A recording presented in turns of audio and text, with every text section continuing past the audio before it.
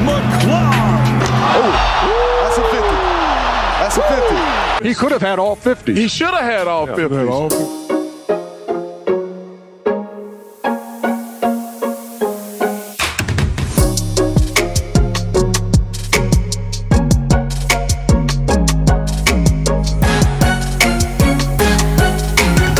This is the man right here. What's up, man? What's up, y'all? How's it going, bro? Pleasure to see you again. It's good to How see you, feel? man. Professor Live. Today, we're gonna give you a little taste of my world, some street ball moves. I'm gonna teach you a couple moves. Let's do it. Cool? All right, let's get it. All right, getting into it first. I know you was up here, you told me you had no moves, but I actually felt like you had a decent handle. No? I thought you were talking about dance moves. I got very few dance moves also, so all right, we ain't even gonna get into that. I wanted to show you how to just go between the legs. Okay. Players in the NBA, when they dribble between the defender's legs, I feel like they just take it when it's there. They don't actually know how to orchestrate it themselves. You know, like when I play, I feel like I can always decide when to go between the legs or like how to punk the defender or spin him around or whatever with it. Okay, but there's a lot of like strategy to it. Okay.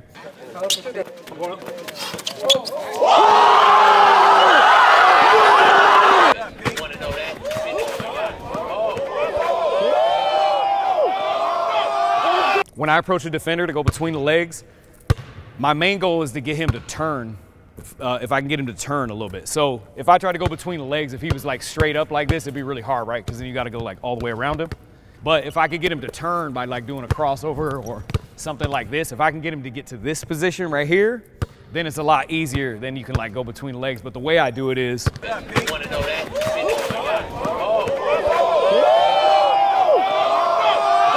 number one, the strength of my game is cardio, so like it's better to do this when the players are tired, like later in the game. If you still feel good and the defender might be worn down, that's the best. But if I can get him to turn, the way I like to do this is I like to do like a little bit of a step back. So it's like a step back into like faking a jumper and then going between the legs. So quarter speed. If I was up here with DZ, I'd try to get him to turn. It could be anything. It could be a sham god, it could be a stiff leg, it could be just a cross, it could be this way. You know what I'm saying? But I want to try to open him up. And as I do it, it's here, looking for the jumper, and boom, down. A lot of people don't think it can be done just because it's never really been tried like that. Not that much on the main stage. If I go to the right side, I do it a lot of times this way here. It's here, it's like, you know what I'm saying? But you can continue to do it over and over. Yeah. You want to try to go through a quarter speed? All right, so the biggest thing is you want to get him. Turn the defender with the crossover, So like, pull back. Just like, kind of get him on the side. Yep. Yeah. Okay, I like that. So see how you did it right there? It was almost like you just did it looking down. Yeah. And I think that's how people would normally do it. The key for me is like, it's all about really being deceptive. Here.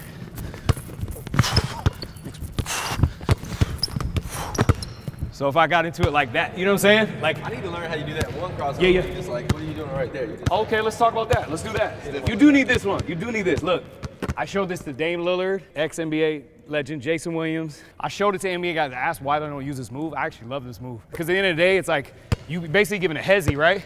You're running full speed like to go by him. Mid-stride, you want to pull it back over your forward foot. But the key is to be able to retract really fast. So if he's guarding me here, so hezzy to 1-2, boom, and pull it back. So it's all about pulling it back quick. If I can go into that step back from here, look, it's like, right. We'll walk through it? Yeah. All right, let's go. All right, so Quarter speed. messing right here. Here to the stiff, boom. Right here between. Fake the jumper, yeah. Oh, fake the jumper. Yeah, I got it. All right. Oh. Yes. Yeah, that looked right though, right? I'll say this though, for literally take 3 or whatever, that's like, who knows what that could be, you know what I mean? yeah. All right, cool, I like that. So next one, we do off the heezy, okay? You do all this dribbling, he not finishing. No. I'm not reaching.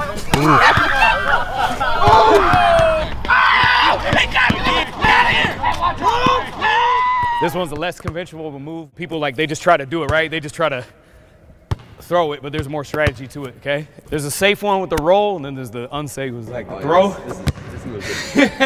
So for the off the easy, the throw, you want to get into like an in and out before. You got to do something to kind of like bring you to a position where it's easy to come up, go off the easy, and get it right back, right?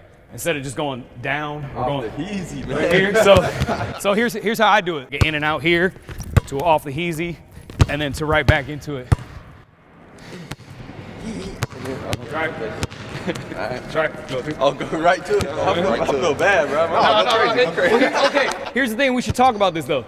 It's not a painful move. If you do it right, it's supposed to hit somebody in the forehead, like, actually decently lightly. I know during the game it can get a little hard, but even if it gets hard, it doesn't really hurt if you do it right. Now, if you hit somebody in the nose or the mouth, it's different. Yeah. But it's a risky move, you know what I mean? And some people, you should say, they don't do it the right way, so they might try to fling that joint from like 10 feet away. And I've been a victim to that too, you know what I'm saying? But, you know, we try to keep it respectful. All right, what do you think?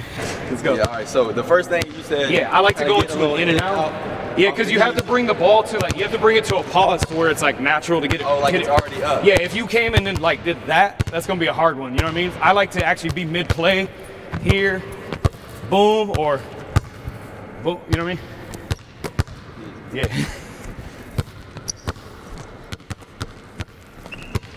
Boom, let's go. You're out of there. That's not bad for take one.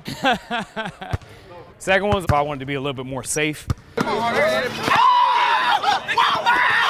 Coming in here, I get down in this position right here, like a stagger step, and I go 1, 2, 3 here, and then slide straight down, roll it off the head. The dope one about this is even if the defender gets physical, you can actually pull this off. So like if he's being physical, and I'm here, you can get it and bring it to yourself really fast. And one thing I know about going off the heezy though is just from years doing it, it gets the crowd going crazy, but also the defender's like infuriated. So if you go off the heezy, I can see that. Your next move might be between the legs, you know what I'm saying? Like, it might be that, you know what I mean? Yeah. Because like, usually somebody's thinking like, are you effing serious? And they're not thinking about the next crossover next between your legs, the hezzy to the rack. Wanna try it? Right. So when they get real like close with you, just like. Yeah. Yes. Boom. Sorry, shoulder, that's a move too. That's a different one. I just came up with that one right there. Boom. Let's go. Yeah, he might turn that into the windmill or something. All right, so there it is, man. Mac McClung, appreciate you being on here. Appreciate you, man. Before we sign off, I want to ask you right now, we were supposed to actually collab a year ago. I got hurt. I think we maybe could get another Professor Live collab 2v2 at Venice. Let's get to it, man. All right, man. Professor Live.